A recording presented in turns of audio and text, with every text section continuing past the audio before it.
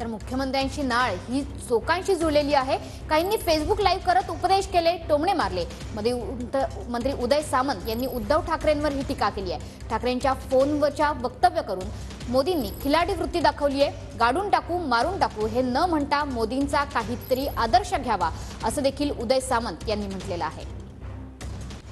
2 दिवस मुख्यमंत्र्यांचा तळ कोल्हापुरात आहे। विरोधकांकडून टीका केली जाते की जास्तच लक्ष मुख्यमंत्री दोन्ही जागांवर देत आहेत, कोल्हापूर आणि हातकणंगलेवर। मला असं वाटतं की राज्याचे मुख्यमंत्री हे लोकांना भेटणारे आहेत, लोकांमध्ये जाणारे आहेत। त्यांची नाळ ही लोकांशी जुळलेली आहे। काही लोकांचा संबंधच नव्हता लोकांशी, फक्त घरात बसायचं, फेसबुक लाईव्ह करायचं, लोकांना उपदेश करायचं आणि लोकांना टोमणे मारायचं, हाच काही लोकांचा उद्योग होता। आणि जो सर्वसामान्य नेता असतो, जो सर्वसामान्य नेत्यांचे प्रश्न सोडवणारा माणूस असतो, व्यक्ती असते, ती लोकांपर्यंत जात असते। आणि म्हणून आमची पक्षाची भूमिका, आमची शासनाची भूमिका, आमची महायुतीची भूमिका ही जर प्रचाराच्या माध्यमातून 2 दिवस थांबून मुख्यमंत्री मांडत असतील तर त्याच्यामध्ये काय वावगं आहे असं मला वाटत नाही।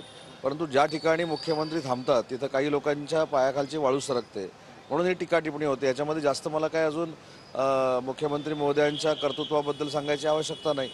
मुख्यमंत्री महोदयांचं कर्तृत्वच एवढं मोठं आहे कारण ते महाराष्ट्रानं ओळखलेलं आहे आणि त्याच्यामुळं काही लोकांना पोटसोळ आहे। आणखी एक पंतप्रधान मोदींनी TV9 नेटवर्कला एक इंटरव्ह्यू दिला, त्यामध्ये त्यांनी असं म्हटलंय की उद्धव ठाकरे यांना जर काही अडचण आली तर पहिला फोन माझा असेल।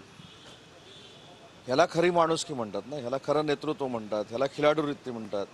म्हणजे एखाद्यानं आपल्याला शिवीगाळ केलेली असेल, आपला अपमान केलेला असेल, तरीसुद्धा एवढ्या संवेदनशील आणि भावनाप्रधान होऊन एखादी गोष्ट करणं यालाच नेतृत्व म्हणतात। आणि असं गौरवशाली नेतृत्व हे आपल्या देशाला मिळालेलं आहे, हे आपल्या सगळ्यांचं भाग्य आहे। व्हिडिओ जर्नलिस्ट विनोद कुमार सह मी संदीप राजगोळकर, TV9 मराठी, कोल्हापूर।